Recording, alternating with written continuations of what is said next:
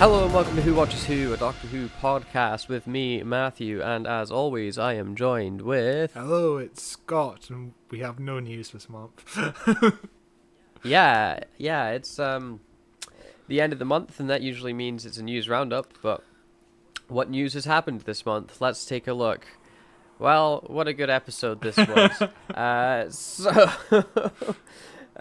Instead of gathering information from news sites and having a look, we are just talking leaks and speculation this episode. Much, it's yeah. a leaky speculation goddamn special. It's a leaky one. It's a leaky one. Matthew. It's a leaky one. Matthew, do you Yeah. have a number for a good plumber? Because we might need it after this episode.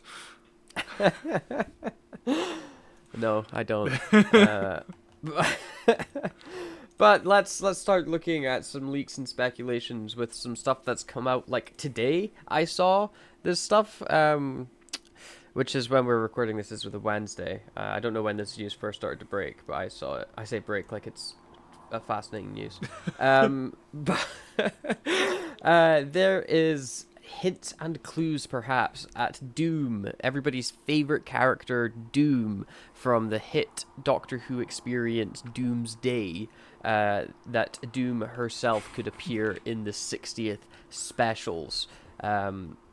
This article is from the Radio Times, so it's covered in ads and it's really hard to read.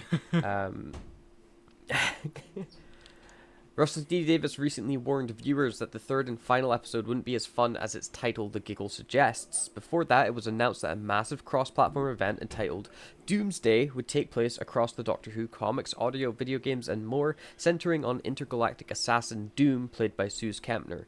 Now fans believe that they have a connection between the two, hinting at a potential TV appearance for Doom as well.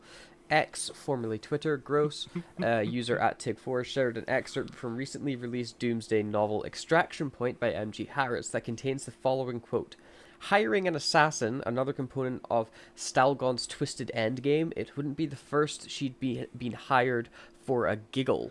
Does this mean Doom is headed for an appearance in the upcoming 60th specials? I find that hard to believe. I don't know about you. I feel like that's a stretch and a half. What do you think? The biggest stretch I've ever seen. Is Doom going to appear? I think so. I think because they said the word giggle in the book. And also, the Radio Times have like nothing to talk about at the moment, primarily because of the TV and the actors and writers strike. And so we're running stories like this, where... That was amazing. There was such a build-up in that article, just for that climactic ending of the being like, they said the word giggle, like the episode title. It was amazing. Yeah, the only reason why we're covering this first, because I like to format the news episodes so that it's like, oh yeah, the first thing that's going to release soon is the first thing we talk about, and this happens to be the only news story about the 60th anniversary, because we have nothing else to talk about this month. And I don't think she's going to be in Doom's... I don't think she's going to be in the giggle at all. It's just a coincidence. No, it's not even a coincidence. It's just two things using the same word from the same English dictionary. Yeah, I really doubt... Like this book must have been getting written before Russell T Davies had finished the script, surely. Like, books take a long time to write, so I don't know. It feels like a stretch. It also feels like, what would you do with Doomsday? Would you have her show up and the Doctor be like, of course, Doomsday, my old friend, we go way back, and you just have her in that way? Or would you do a big explanation? Or would she just be in the background waving at the camera for anybody to recognize her? Oh, she's standing over there in a poorly green screen shot. And she's talking to the camera for no reason. Okay. And that's all I basically know about Doom as a character. She talks to the camera and stands around a really poor green screen. Yeah. But cool. I'm glad that we wasted 10 minutes on this pointless article. That's really good content. As we turn our away from the 60th after that very deep discussion from all of the 60th rumors and speculations and things like that, let's take a look at Series 14. with the possible is Yasmin Finney coming back, writing in Doctor Who magazine number 594. Russell T. Davis said, "I stand at the back of the studio. Millie catches my eye. We wave across the distance, but I don't step in. They're busy, clock ticking, but around me, people are drawing in. Crew, office staff, actors, it's been a week of goodbyes. Yasmin Finney rapped a few days ago, big hugs, see you soon, but it all comes down to this, the last scene. The BBC declined to comment on this story when approached by the Radio Times." But yeah, from the sounds of it, Yasmin Finney is coming back to series 14, or maybe she's just shot reshoots. Yeah, it could just be reshoots. I was about to say, like, she could just be on a green screen going, "Oh no, Doctor!" To get like because they missed reaction shot. Like, yeah, it could literally mean anything, or maybe she was just in the ADR department, or anything. Yeah. Anything is possible, or maybe she is coming back. But that would mean maybe Donna could be coming back, and I don't know. It's interesting. Yeah. I'd welcome Yasmin Finney coming back. I've not seen almost a single second of her performance, but I'd welcome her back. She seems cool. Maybe she sucks. Maybe she sucks though. But maybe she's a bad cool. actor. But I doubt it. I doubt it. I'm sure she's gonna be great. But like, you don't know. Like I hear Heartbreakers is a good show and she's good in it, so I'm sure she's good. It's definitely one of the shows of all time. In other news, I can't believe you want me to click on a link to this. You can read this one. Yes, this comes from The Sun, and it's a rumor that's been going around for a long time, and for a while I was going to put it at the end of the show as a big leak segment. It's a big spoiler segment, but because it's coming from The Sun, it's more in the public eye because it's been rumored on like Reddit for quite a while now, and this adds a bit more validity into it, but not much because it's The Sun. So the headline for this is Who's Who? Doctor Who casts beloved TV presenter in surprise guest role as show is rocked by shock death. Telly presenter Davina McCall is the guest stars in this year's Doctor Who Christmas special, and the role won't be too challenging as she will play a version of herself. I hate the way that this is written. Davina, 55, we don't need her age, but okay, will feature alongside a new Doctor played by Ncuti Gatwa and his assistant Ruby Sunday in the special, which airs in December. How old was Ncuti Gatwa? I didn't catch. Yeah, this webpage is meaningless without everybody's age. Yeah. A source says Davina welcomes Ruby on to a genealogy show like her ITV program Long Lost Family as she seeks her birth parents. But in a bizarre twist... Have you ever heard of that show? I've never heard of that show, no. No, maybe fine. But in a bizarre twist, the host later gets crushed by a fallen Christmas tree. The source said, the Christmas special is a huge deal for the BBC this year, especially so, as it's Ncuti and Millie's first. The Davina storyline is one element of a big festive episode on the table. Earlier this year, script editor Scott Hancock said a guest star from 2005 would return for the special. And of course, she recently played the voice of Davina Android in an episode called Bad Wolf in 2005, and fans have speculated other names could include Simon Pegg and other names and Simon Callow as Charles Dickens was also rumoured, but this seems to be the most possible rumour, and it adds into another rumour that Ruby Sunday is adopted and she's looking for her birth parents, which might be a better adoption storyline than what we've seen from Chris Chibnall. Probably.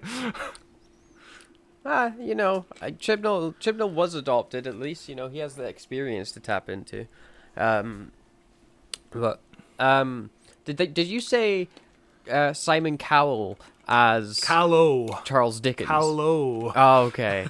Okay. I was about to say, what?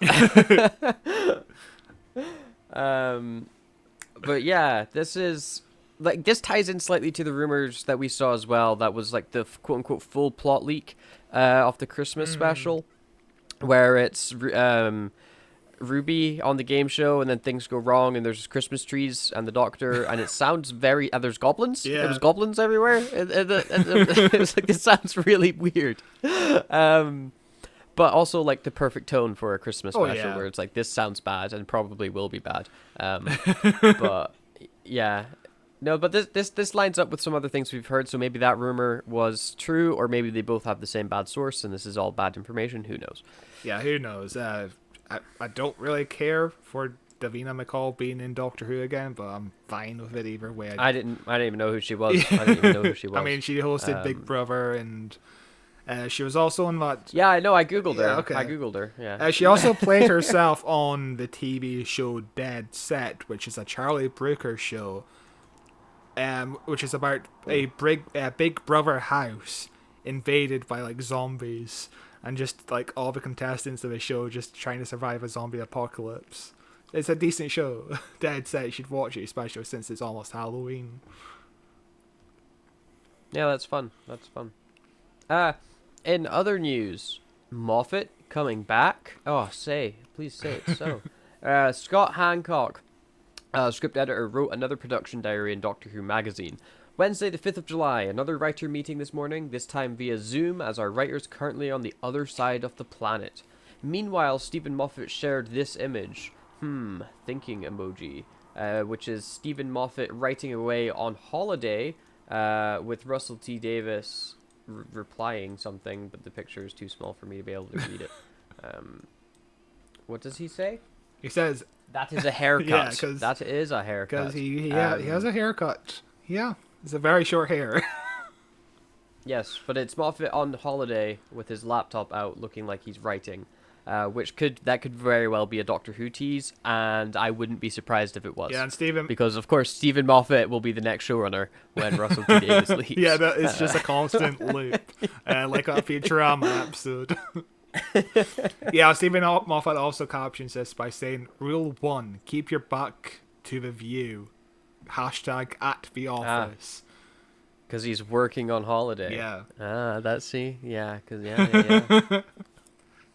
He's coming back, baby. Yeah, that'd be cool. Yeah, I'd be. Yeah, we've spoken about whether or not we want the old guard to come back, and it's like a 50-50 sort of thing. Like, let's showcase new writers, but also if you've got all these spin-off shows, then it could be a good place. Or you put Moffat in charge of a spin-off show. Yeah, I mean, this is just him potentially writing an episode for season 15, just one episode. So yeah. It always starts as one. Always. But yeah, a spin-off show could also be a possibility. We don't know exactly what's going on at the moment because season 14 has just wrapped up, so there's no new news coming from casting calls or anything. Or and B, everything's hush-hush about all the spin-offs at the moment, so we don't know what's really going on at the moment. It's interesting. It's an interesting time for sure. Do you think, right, with the amount of spin-offs that it feels like they're going to be announcing, that these next few seasons of Doctor Who are going to be more like Mandalorian season 3, when every episode feels like a backdoor pilot for another show? Because they'll be like, hey, look, what about this spin-off? Hey, what about this spin-off? What if we did a spin-off with the unit guys? What if we did a spin-off with Torchwood 2.0? And it's just every episode shooty going along being like, here's a new show, here's a new show, here's a new show. That would be very disappointing. Yeah, it definitely would be, because Mandalorian season 3 just felt too much, and same with Boba Fett. It's also that I don't understand what's going on with the Star Wars TV shows. They just feel weird and highly commercialized. Andor was good. Andor was very Andor good. was great because it didn't connect to anything other than obviously Rogue One, but even the connections there weren't that deep. It's not like we were trying to set up, I don't know, it's just I don't know what's going on with Disney Star Wars, but I trust Russell T Davis to, if he wants to do a backdoor spin-off, he'll do it naturally. He'll probably do it in terms of like a school reunion, which was almost like a backdoor pilot to the Sarah Jane Adventures, or he'll do it like, with Torchwood being the running theme of season 1. It gets introduced as an establishment, and then it gets its own spin-off. It's completely unrelated to what it was in Doctor Who Series 2, because it's way more sexier and kinkier in the spin-off. I trust Russell, and also with the rumours being that we might get a monster TV series with all the villains. That doesn't really need a backdoor spin-off or a backdoor pilot, and also Unit doesn't need a backdoor pilot because it's been an integral part of the show for decades. So I trust Russell but I trust Russell. appealing to a new audience, you got to get this American market back on board. You've got to tell these Disney execs just what your show is about. I mean, we do know that Unit is going to be part of multiple episodes of season 14, so. It's a natural fit into this show, and I trust Russell to. It's going to be interesting to see Russell T Davies write this version of Unit, because it's so different to his version of Unit from like 2008. When we all wore the red berets. Yeah. Like, again, what is Unit? Yeah, they're a military force. They're like the special ops. They're spies. They're the government. They're everybody. They're everybody. And the creator is also a snake man, apparently. Yeah, that's the important bit. That's the important bit. But anyway, in other news that has happened, an illustrated version of the story Rose is coming out as a book this autumn.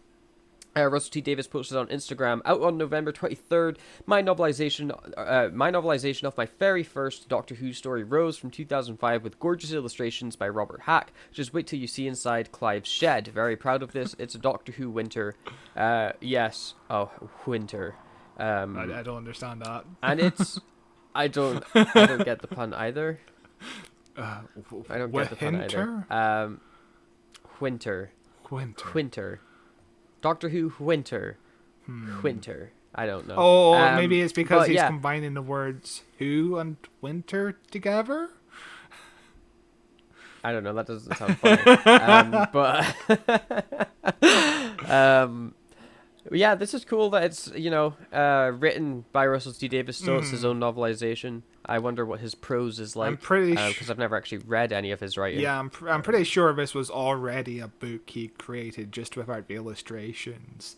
So it's more like a re-release. This is just a re-release of it. But it's the same. It's the same thing with the Dalek story we recently got as a book. It got recently. The very first Dalek story was novelized decades and decades ago, and then also just got re-released as an illustrated version. So it's cool. I dig it. I've not heard any reviews for the Dalek version, so I'm not sure how the format is, but. It's cool enough, I'd buy this if I was interested in books. Yeah. It's certainly an interesting grab. I don't know if I would read it if I bought it, but I might get it, Also, my brain just completely broke there, because some of the autons on this cover kind of look like Peter Cushing, especially one on the right. Do you see what I see? Hang on, I just closed it, so I'm pulling it back up. Like, that looks like Peter Cushing's Doctor. The guy on the right. Almost. This is taking ridiculous amounts of times. I guess I can kind of see it. Like, it's the color of the shirt, of the suit. And it kind of looks like it has white hair as well, yeah. But I doubt that's intentional. I wish. I want it to be intentional. In other news, colorized Doctor Who.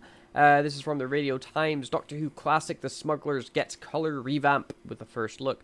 Never before seen color clips will premiere at the BFI's Missing Believed Wiped event. One of William Hartnell's final Doctor Who outings is getting a fresh look of paint, with clips from the 1966 serial The Smugglers getting the full colour treatment. The four-parter, Hartnell's penultimate adventure as the First Doctor, was originally aired in black and white, but excerpts from the story have been newly colorised by TV archivists Kaleidoscope. RadioTimes.com has exclusive first-look images from the colorization, with the clips set to be screened for the first time at the BFI's Missing Believed wiped 5th of August. We always wondered what Doctor Who would look like in colour, said Chris Perry, Kaleidoscope CEO. It was made in colour but shown in black and white, so we went back to the original production photos shot on set and tried to match the colours to the recording. And they have a picture here of some of their work, and it's some pretty decent colouring. Yeah. Like, it looks pretty goddamn great, with this side-by-side from the original and the colour. Which is cool work. You know, the recolorizings of stuff I always find fascinating. You know, just to look at, because it's like another window through time almost, isn't it? You know. Yeah, because these photos make them look so much more modern than they actually feel like in black and white. Which, for these historical episodes, I think colorizations would work. But for like the horror episodes, it's more like atmospheric. I kind of prefer the black and white, because I can't imagine stories like Tomb of the Cybermen or the Abominable Snowman in color, because like all the atmosphere would be sucked out. But this kind of adds into the rumor we've been hearing for a while now that maybe full-length colorization episodes will air on TV at some point. But I guess this kind of puts an end to that rumor, because it's only clips. So maybe I feel like maybe there's more being worked on, but I feel like this is just it, to be honest with you. Yeah, I feel like it's probably more expensive than it's worth to do a whole episode. Whereas a few clips you can like test out new technologies and stuff like that, and you just use it as an example. Because as cool as it is, not many people, I imagine, are going to tune in to BBC4 to watch colorized Doctor Who. Yeah, because this article even points out that it's quite difficult and very time-consuming, because it takes between half an hour or 60 minutes spent working on each second of footage, which is a nightmare for maybe like 400,000 viewers on BBC4. I don't know. Yeah, such an expensive do. But it's cool. It's cool work. In other news, Doctor Who at 60, a musical celebration announced by BBC Radio 2. Be prepared to visit the show's most iconic themes. This is yet again from the Radio Times. An epic concert will be broadcast on BBC Radio 2 this autumn to celebrate the 60th anniversary of Doctor Who. The events joins a packed line-up of festivities, which include Russell T Davies' trilogy of special episodes leading into the much-anticipated Season 14, and a new Big Finish storyline titled Once and Future. Doctor Who at 60, a musical celebration, will take place at BBC Hoddinott Hall in Wales Millennium Centre, Cardiff, where the BBC National Orchestra of Wales and the BBC singers will perform iconic tracks from the show. Worked by composers including Murray Goldsagan, Ankinola, Dudley Simpson, and Paddy Kinsland I'm sorry for all the names, I can't read, will be featured along with the unforgettable themes, the theme music dreamt up by Della Derbyshire and Ron Grainer. Alistair King will be on hand to conduct the singers, while Doctor Who's showrunner Russell T Davies and returning composer Gold are expected to be in attendance. More news about it will be announced. It's aimed to be broadcast in the autumn on BBC Radio 2. That's fun. I wish it was broadcast on TV and not the radio. That I want to see everyone with their instruments go you know? I don't want to just have to listen to it. It's entirely possible that it will be televised as well, because back in the 2000s there was like four Doctor Who at the proms, where basically it's the same concept. We just play music from the show. It would get broadcast on radio first, the full concert, and then it would be condensed down into like an hour or two of a TV broadcast. So I presume this is going to happen as well. And I always loved Doctor Who at the proms. I loved watching all the little skits that we actually record for these proms. Like, we get out the actor who plays Davros onto stage, we get out David Tennant, Matt Smith, Karen Gillan. Like, so much fun stuff to be had at Doctor Who at the proms. This sounds a bit more grown up than the proms. Like, I don't think there's going to be any sketches or anything for the kids to enjoy.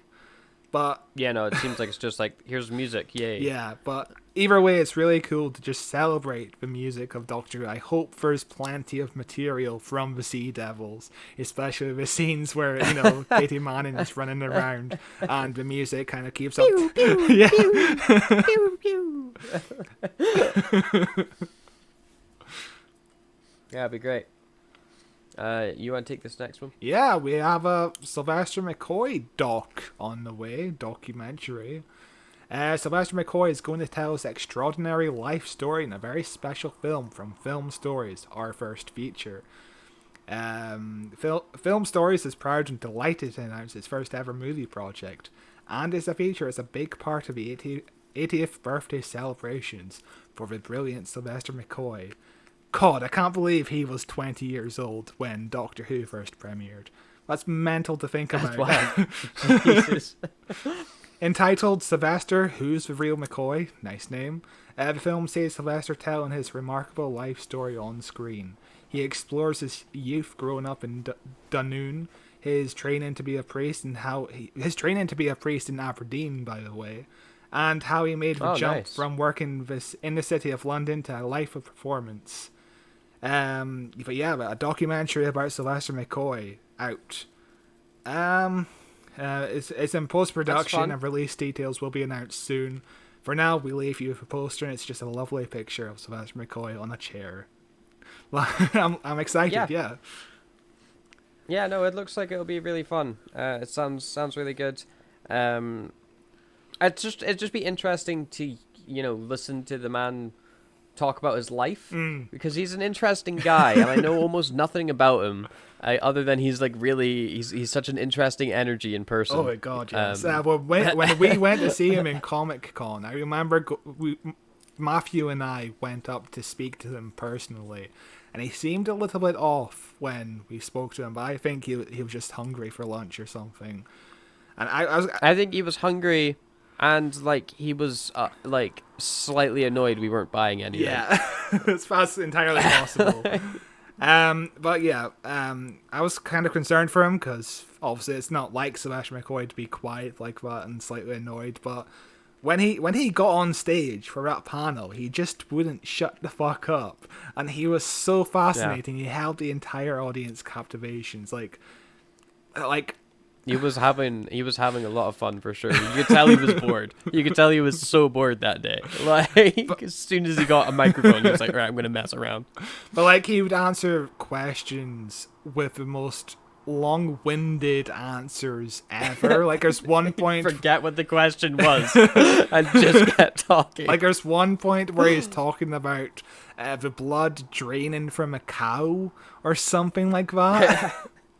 And then he's like, "Oh. Wait, what was it? What was the question?" And everybody had to remind him the question was, "What was your favorite moment working on Doctor Who?"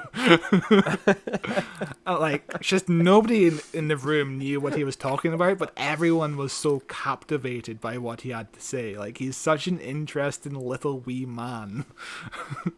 Yeah, and he is tiny. He is a tiny guy.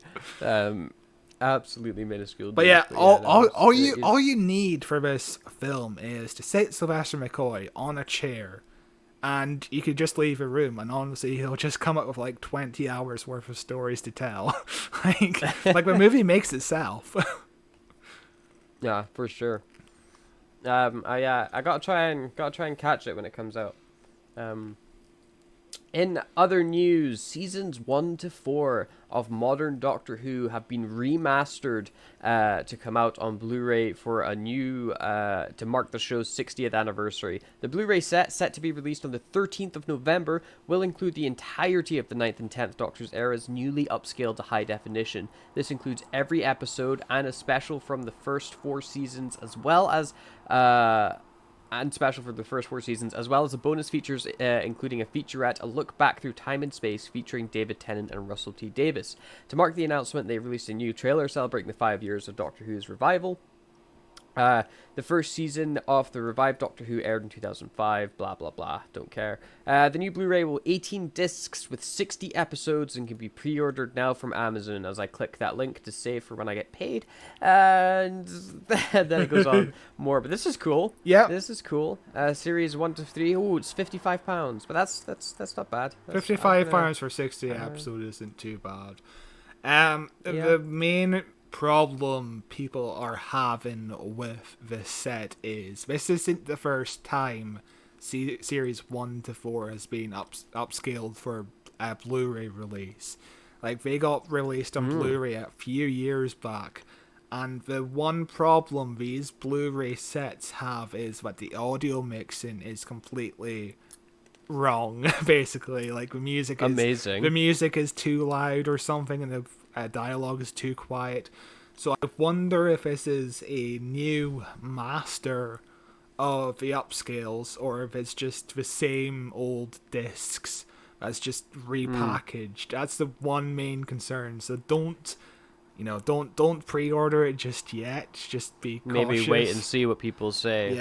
I do wonder what the conversion looks like, because there's a trailer for it, but we cannot tell if the quality is improved much, because obviously the compression of YouTube makes it look pretty much the same as always. So we can't really tell what the conversion is like, what the upscaling is like, but it'll be interesting to see for sure. We'll see. Yeah, for sure.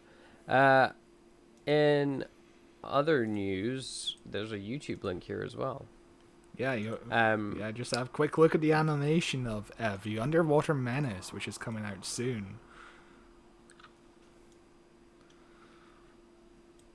Christ. They're doing their best with the budget, but it looks like a CBB show. It looks like a CBB show or a like fan animated episode of Archer. Yeah.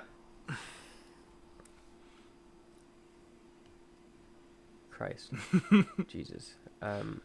In other news, underwater... sorry, you're talking about the... Yeah, okay. Go on. Yeah, I was doing an edit so that we can cut into understand. This bit. In other news, the Underwater Menace is getting animated. Do you want to take it? Because my dog started barking. Yes, Missing Adventures, The Underwater Menace to be animated in 2023. The second Doctor's Partially a Missing Adventure will be animated with 4 new episodes in colour and high definition, releasing on DVD and Blu-ray. BBC Studios continues to offer Doctor Who fans the opportunity to extend their at-home collection by announcing the latest release on DVD and Blu-ray. The 2-disc collection contains the 4th series story, as well as special features. We don't know when it's coming out. I don't think we know when it's coming out. It's not yet released, or there appears to be no date, but you can buy Blu-ray for £20. And it's the animated Underwater Menace. And you just had a sneak peek at the animation. What do you think about it? Yeah, and the art style, like, isn't terrible. They have like a screenshot down here of one of the article off a frame from the thing with these fish guys, and like it doesn't look terrible. It looks pretty good. Like you could pass that off as like early 2000s direct to DVD Disney sequel movie. You know, that's what that kind of looks like. When it's in motion, holy Christ, it looks bad. Like it is animation with a budget, and a budget is very small, you know. We thought there weren't going to be any animations for quite a while, for like maybe 6 months, because everybody was panicking.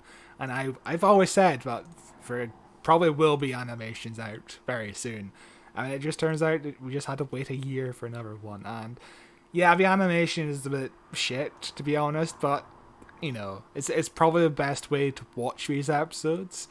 It is definitely the best way to watch this episode, because there's no other way, basically.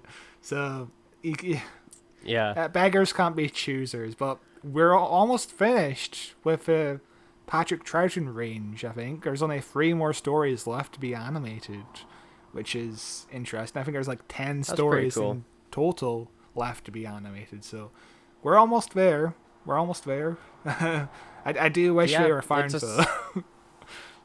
it's a sad alternative, but at least it's an alternative, Yeah. you know? At least there's something. And speaking of animation, segue. Yes. Segue. This is from hit website. If you look at the URL twitter.com, but the actual webpage has brought me to x.com. I don't know what that's about. But this is from the Twitter account Doctor Who Leaks. The villain spin-off is one step closer. It's seen more as a second priority to the Unit one, but behind the scenes is moving forward. 5 or 6 episodes, each based around a separate villain.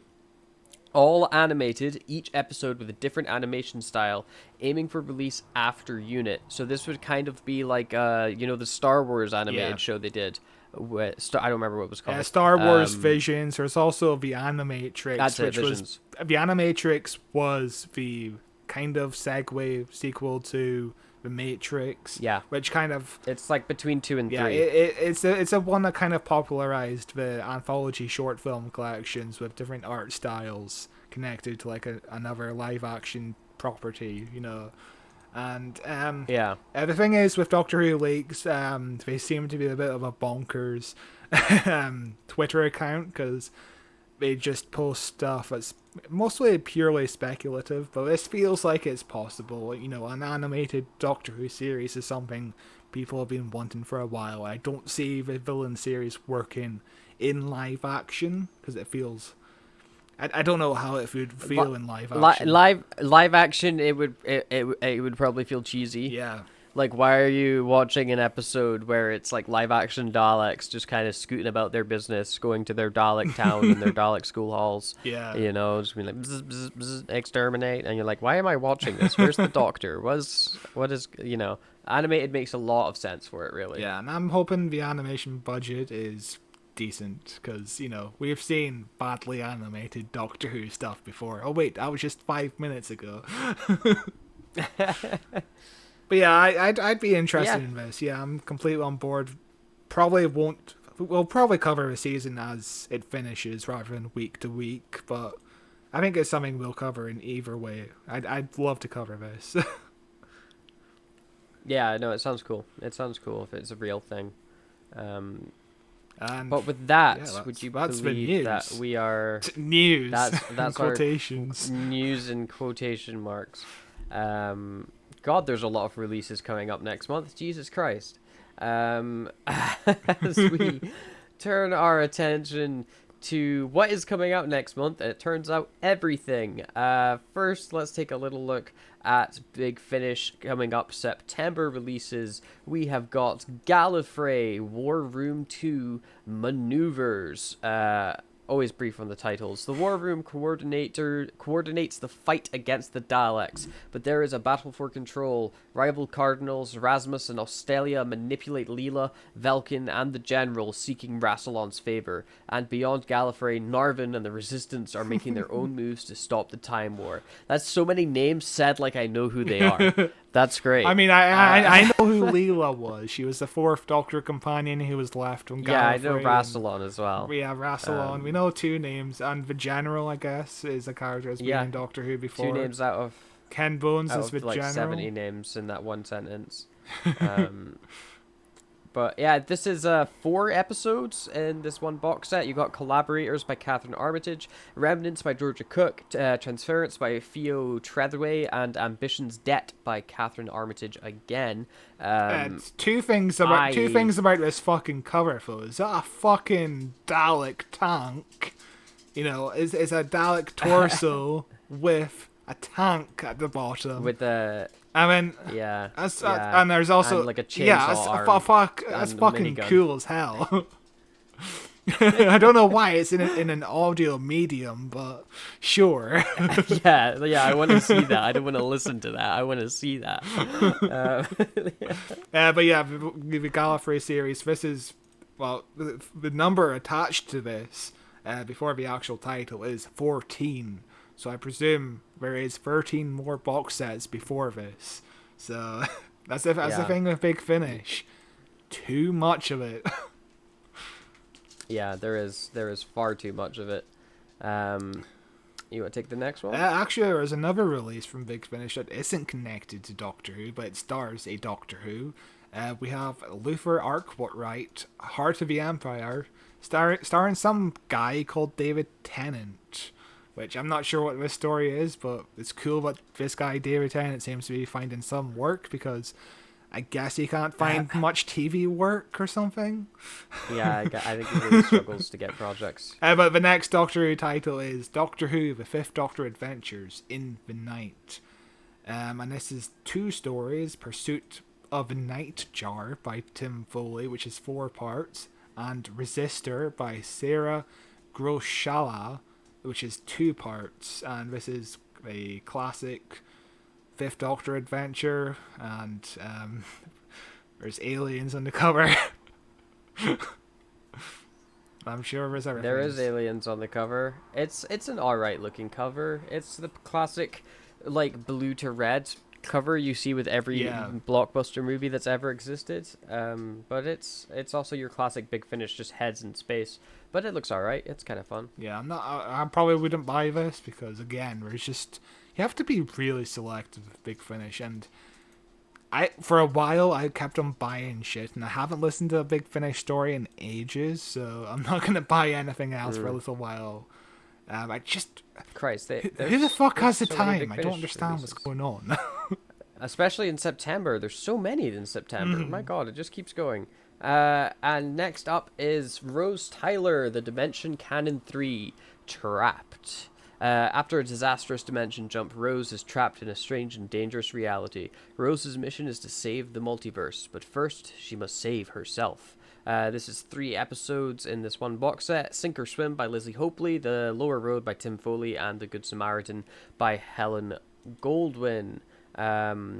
This is some Rose adventures, which is cool, but when are we getting our Rose and Eccleston adventures, please and thank you? If we need it. Yeah, Rose Tyler of Dementius is box set 3, and it's probably the one I'd probably pick up the most this month, to be honest with you. I've got the first box set. I'm not sure if I've got the second box set, but this, I need more Billy Piper in my life.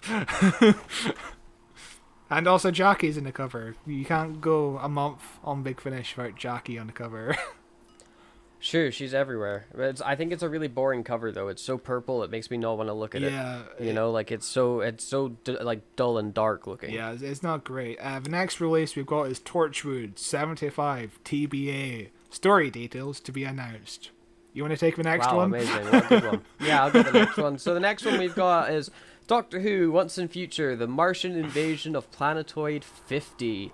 The Time War. The Doctor has been injured and brought to a Time Lord field hospital. His body glows with energy, but there is no regeneration into a future form. Instead, the Doctor's past faces begin to appear as he flits haphazardly between incarnations. Because this is, of course, the 60th anniversary thingamajiggy, where they're doing celebration thing, I guess. The big adventure that's like not connected at all, even though people thought it was. I hear the last one is the best one out of the bunch, and it perhaps moves the story along slightly. So I'll have to listen to that. I'm too behind. Wow. Yeah.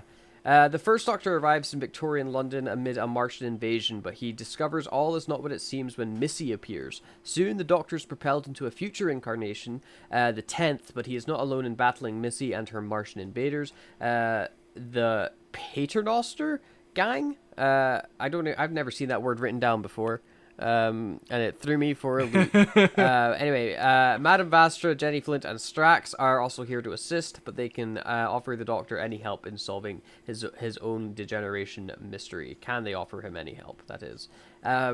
This certainly seems like more Once and Future, and maybe if I was listening, I would care. But also, this poster sucks. It is straight up just line up the Photoshop. Yeah. The bodies from the promo pictures from 10 years ago. My light died again. This is like a weekly occurrence on the podcast. Yeah, I'm not sure how to feel about this one either. It's cool that we have David Tennant and Michelle Gomez together. That's something that's fun. And also Neve Yeah, that's a McIntosh, fun pairing. all Scottish actors. That's something that's exciting. I'm excited for that.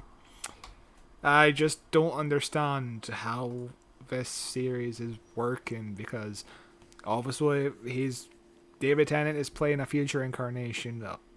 David Tennant is playing the Eighth Doctor, basically, who's experiencing degeneration, but also regeneration because he's a future form in this. So I don't. Yeah. So this is like the sixth time the Doctor regenerated into David Tennant. He can't help himself. He just can't help himself. But yeah, I just don't understand how this works because obviously this is the Doctor before the 10th Doctor, and yet he also knows Missy now and Madame Vastra now and Strax now, and I don't. Yeah, but they'll just be like, I don't remember it at the end of Probably, it. They'll yeah. just be like, oh, Which is I don't remember it. Which is the most annoying thing any series could fucking do. I don't like amnesia storylines or anything like that. With it, apparently that's the main gimmick of the River Song stories, but I think the River Song stories feel like they're going to be more winky than wanky. I don't know what I was saying there. But you know what I mean. This feels like it's just fan service for the sake of fan service, without any real consequences to the plot, because Yeah. it's Well, it's like a celebration of Doctor Who. Yeah. It's rather than being like a serious thing, it's more like a let's look at all the doctors. What if this doctor was interacting with this doctor and they've just come up with a loose story to try and connect it all, but it's more just like what if we had the 10th Doctor meet Missy? What would that be like? yeah. We'll see what the fuck this is like. This was 10th of October 2020 was when it was recorded, which was so Damn. fucking long ago. It shows you how far in advance they planned this shit. This is before David Tennant is like, oh yeah, I'd love to be coming back to Doctor Who, so it's mental to think about. Our next You wanna take the next our one? next box set is everyone's favorite Doomsday Dying Hours. Woo. And this is Doomsday again, and I'm not going to read any of this shit because I just don't give a shit, but you know the story about Doomsday. She's looking for the Doctor and she's going to be murdered apparently, and this is a box set of 4 stories. And we have Dawn of an Everlasting Peace by Jacqueline Rayner. We have A Date with Destiny by Robert Valentine. We have Halloween the Wolves by Zanfir by Simon Clarke. I was like, well, that's a fucking weird name. And we have The Crowd by Lizzie Hopley. And in this box set, we of course have everyone's favorite Jackie Tyler. We have The Silence on the cover. We have Paul McGann and Charlie, which is probably the best thing this box set has going for it, to be honest with you. Paul McGann dressed as a knight. Yeah, it's very sexy, man. This is a very TV movie looking Paul McGann, rather than the short-haired Paul McGann we're used to. TV movie is maybe easiest one to Photoshop onto Yeah. a suit of armor.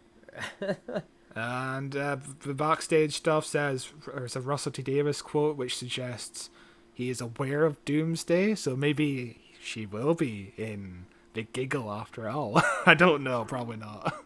This thing is ridiculous. Yeah, it's a bad idea, and nobody. Has anybody talked about it? I don't know if I've seen anybody talking about it. What's the general consensus on it? I don't Is it know. good? I know fellow Who-tuber, which is a word I don't like, so I'm just going to say Doctor Who YouTuber, Mr. TARDIS Reviews is apparently reading and watching and playing this series. By the way, if you have the Doctor Who game, today's the last time you can play the Doom storyline, so we'll have to download the game on our phones after this. There's a car alarm behind me. Yeah. I don't know what the general consensus is. You want to go on Amazon and look up one of the books or something? Doomsday Doctor Who. Well, amazingly, none of this is related to Doomsday. Have the books even come out yet? One of them, there's 8 reviews on the Doomsday book. Oh, I found it. With... Yes, I found it. 8 reviews. Oh, Jesus. #1 bestseller in Doctor Who. Fast-paced and highly readable is one of the headlines. I want to read the 1-star review. Yeah, there's one 1-star review. Doesn't let me read it. It was probably highly bigoted or something. I don't know. Probably just not a proper review. I think there's only one. Or it was, there's only one written review, yeah, and it's the 5-star one. Yeah, this guy, Michael Bean, apparently really loved it. Yeah, I wonder if that's the author and using an alt account. Future readers may need to know, but this book is part of a multimedia cross-platform story that also includes online text pieces, comic stories from 2 different publishers, audios from 2 other different publishers, 2 special time limited events in a smartphone game, and a spate of web videos. Together these tell the stories of 24 hours in the life, or fuck off. So much. Like... This doesn't feel like it was written by a person. This feels like it was written by a marketing person that is trying to encourage people to buy the book by writing reviews about it. But this guy, like this guy basically writes a review saying, "Oh yeah, there's more to the story than this book. Great, but tell us what you think about this book, please." Like, there's not an actual review of a book in this. It's like saying. It's like having a review of Avengers Endgame saying, "Oh yeah, this is like the 22nd film in the franchise." And it's also got TV shows and comic books, tie-ins, and theme park rides. Like, so this guy really loves it. Apparently, we should read it.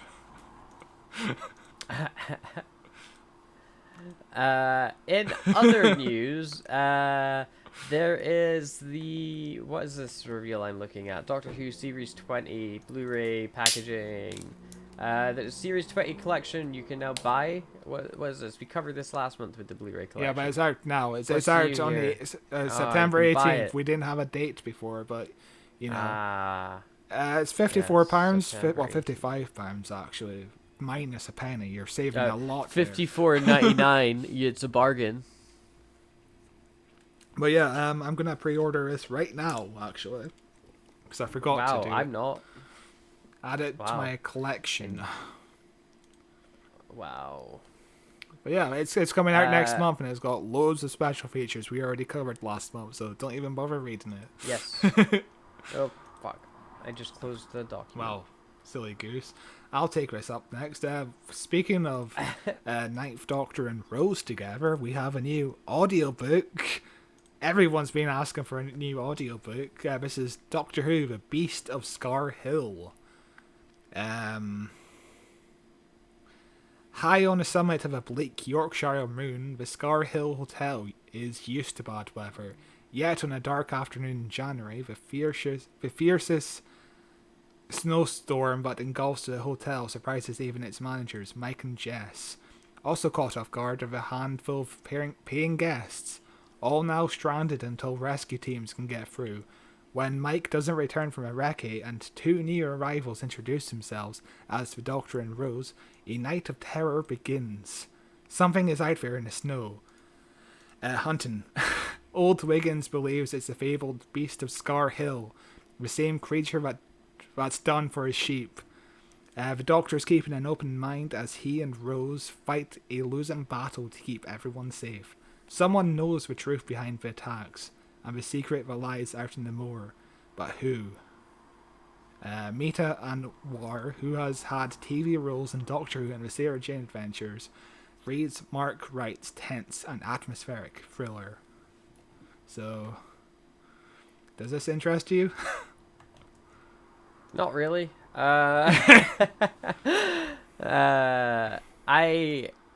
sure it's a well-written book, but I've no real interest in listening to this audiobook.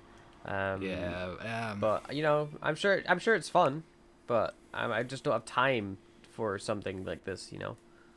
How long is this audiobook? For £11. 27 hours.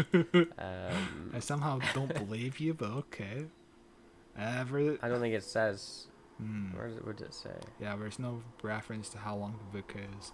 But we've been doing a lot of Doctor Who audiobooks recently, which is kind of cool, I guess, if you're into audiobooks, but again, there's too much Doctor Who content out there. I don't know anyone who would want to listen to this. Yeah.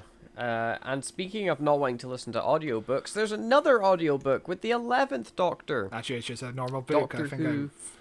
Wow! It's an audiobook. It's a regular book. I mistitled it's a book that you listen to with your eyes. You listen to this book with your eyes. Doctor Who: Rebellion on Treasure Island. Where are we looking here? Details. No. Aliens, pirates, and seafaring friends abound in this incredible Treasure Island and Doctor Who crossover. So cool. Treasure Island, but with the Doctor and Clara, I guess. Yeah, again, this has been another series they've been doing recently, where it's Doctor Who meets classic books. And again, something else I've not been interested in. This is coming from Penguin, so at least it's a decent publisher, but I don't know if I want to read this. Yeah. It's more for kids, I would say, but what kid wants to read an 11th Doctor book based on Treasure Island? Watch Muppets Treasure Island instead. You can't beat Muppets Treasure Island. No kid wants that, but a grandmother that vaguely knows her grandchild likes Doctor Who or watched it once. This is the perfect gift to give them, so that they, that's what it's for. This is like stocking filler for your kid that kind of likes Doctor Who. Yeah, fair. Next up, we have comic books. This is books that you look at with pictures and speech bubbles. That sounds complicated. This is Cyberman, or Cybermen, my bad. The ultimate comic strip collection with exclusive art print. We're doing a sale for 3 for 2 on all graphic novels, Panini.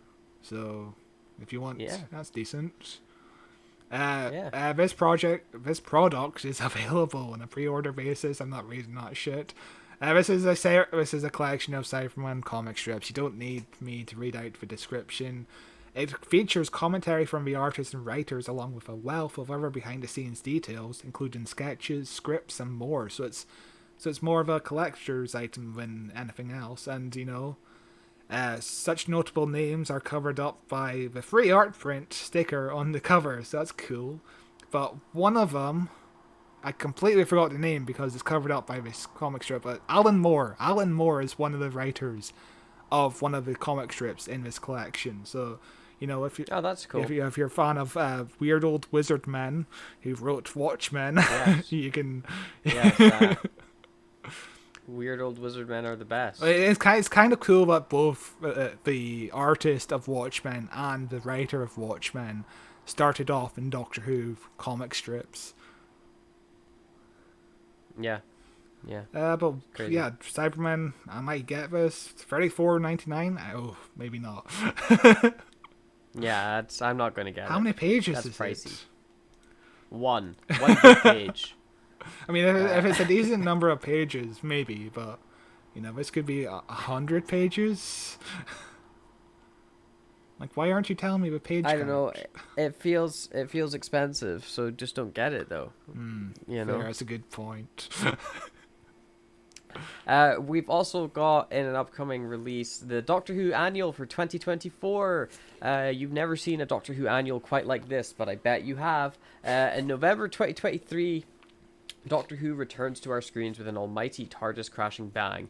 David Tennant is back as the Doctor, Catherine Tate is back as the incredible Donna Noble, and the Doctor Who 2024 annual is the place to start an incredible journey. With everything you want to know about the Doctor, plus costumes, games, behind-the-scenes info, it even includes a never-seen-before 14th Doctor story, and a sneak peek at the long-awaited 15th Doctor. So get your sonic screwdrivers at the ready, and plunge into a whole new Who world. this is cool. Does anyone even buy annuals anymore? It's really sad to look at modern annuals. Have you ever seen a modern annual for something? It's so small. Yeah. I remember being a kid and getting like the Star Wars annual, and it was fucking ridiculously big for no reason. Yeah, this is 64 pages, this annual. That's short. And most of those Yeah, pages are it's going to so be... short. Most of these pages are going to be big photographs of, like, David Tennant standing around, you know? Yeah. Like, you know... A sneak peek at the long-awaited 15th Doctor, so I guess maybe this will be the first time we see Shutigatwa in action as the Doctor in maybe a comic. Or will we just see him in another costume? Who knows? Who knows? But this is coming out on September 7th, so if you've got small kids in your family, I guess you could buy it for their Christmas. Yeah. And then show them Doctor Who when the Christmas special comes on and be like, you like this now. You're a fan of this now. And we got actually one more thing left to look at. This is Illuminart 2, the Doctor Who art of Andrew Skilleter pre-order. And this is the guy who did a bunch of Doctor Who covers for like books and video releases, and this is just basically a collection of his work, and you can go on the website and look at all the lovely artwork that he created over I don't know how many years, but they're cool. They are cool. They are cool indeed. I'm looking at some of them now. There's some really cool retro sci-fi art pieces here. Like, the one that he's done of the Web Planet makes me like the Web Planet, you know? Like, it's really cool. I was just thinking about the Web Planet the other day. And I was just like... just thinking about it. It's a great episode. Yeah. It's a great 6-parter. If we ever do the Web Planet, I think we'd have to do audio commentary for him, because... You know, spending like almost an hour on the Web Planet, it sounds like torture for us to do, so let's make it as short as possible. Let's do an audio commentary on the Web Planet on Patreon, I guess, because everybody would want to pay us to do that. Yeah. There is some art pieces in here I genuinely would want like blown up and framed. There's some really nice ones. Yeah, he's a good artist. Obviously, he just got hired again and again to do these covers. Yeah. Yeah, no, it's cool. It's worth a look. Illuminart 2, the Doctor Who art of Andrew Skilleter pre-order. It's £35 for the book, but that's some pretty good price for the quality of artwork. Yeah, and also you'd want high quality paper for that as well. So, oh yeah, I'd guarantee you it's worth it. But yeah, that's the month. We made it an hour somehow. How was that an hour? And there was nothing to talk about. What was your favorite piece of news? I liked the bit right now when we were like, that's the end of the episode. That's my favorite bit. Yeah, because this episode, there's nothing to talk about. Doctor Who is in sleepy mode at the minute before all the marketing starts again. Yeah. You know? So the thing on Twitter at the moment, on the Doctor Who Twitter feed, is the theme of the month is the TARDIS. Last month, the theme was the sonic screwdriver, and we got a sneak peek at the sonic screwdriver last month. So maybe we're recording this on the 23rd of August, and there's another week left of the month to go. So maybe we'll get a TARDIS reveal, and if there is a TARDIS reveal, we might do a bonus episode or just insert a random clip of us in this podcast episode, maybe. I don't know. But maybe there's a TARDIS reveal left. Maybe there's more marketing. Maybe there's more news. I guess we'll just have to cover it next month. But I have a very sleepy month for sure. There's really nothing interesting going on apart from maybe some casting leaks about Davina McCall getting killed by a Christmas tree. But... Fascinating. Truly fascinating. And next week we begin September, and that means we get back and start looking at every Doctor chronologically once more as we continue on with the 10th Doctor, sorry, Mr. David Tennant. I got thrown off by the fact we just saw him in the Sarah Jane Adventures. But no, we will be looking at David Tennant with Stolen Earth and Journey's End, and then ending September by looking at the 11th Doctor with the Pandorica Opens and the Big Bang. These are 4 massive episodes we're covering in September, so those should be very fun to do. I'm looking forward to it. These are all great episodes, so and very exciting. tiring for me to do research on and also work a very 40-hour tiring for week me job. to edit the night before. Very tiring for me to edit the night before it comes out. But yeah, I've been skimming through the Stolen Earth and Journey's End just because I've been doing some research, and those are cracking looking episodes. The direction by Graham Harper, who also directed The Caves of Androzoni, which we covered earlier on in the year. Yeah. Fantastic director. Some of the best looking shots in Doctor Who. I'm excited to cover it. Yeah, no, it should be a good time. But until then, you can find us on Facebook at Who Watches Who, at x.com, at Watches Doctor. You can find me on another YouTube channel called Psychedelic Gaming Hobos, where I play video games, and it's a very cool time. With my friend Sean. You can check us out there. You can follow this podcast in audio form anywhere you listen to podcasts. It's on Spotify, Apple Podcasts, Amazon Music, all of them, Google Podcasts. There's an RSS link. You can follow us on that, or you can watch this podcast in video form at our YouTube channel, youtube.com/whowatcheswho, and that'll take you straight to us. Other than that, I think that's all I have to say, and we will see you next week. Bye.